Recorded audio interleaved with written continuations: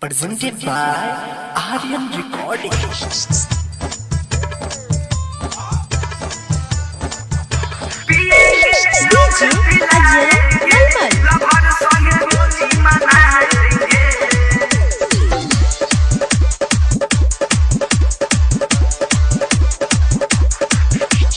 खूब खेल लिया लुका छिपी वायरल होगी अपनी डीपी आएंगे लभारावा के गांव।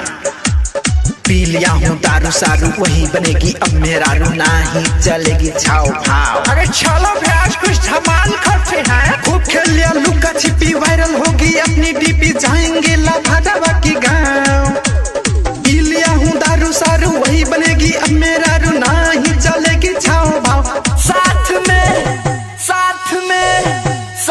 में दोस्तों को लाएंगे लभर संग होली मनाएंगे पिएंगे और पिलाएंगे लभर संग होली मनाएंगे।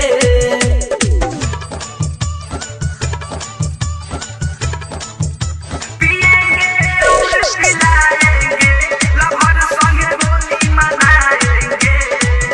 Presented by DJ Ajay Malmal। Holi के मौसम ह पूरा न मानी ह हमरे तू संगवा में रंगो लगाली ह। होली में चोली के रंग से भी जाइब हो गोरी गोरी गलिया पर अबीर लगाइब हो। साथ में दोस्तों को लाएंगे लभर संग होली मनाएंगे पिएंगे और पिलाएंगे लभर संग होली मनाएंगे।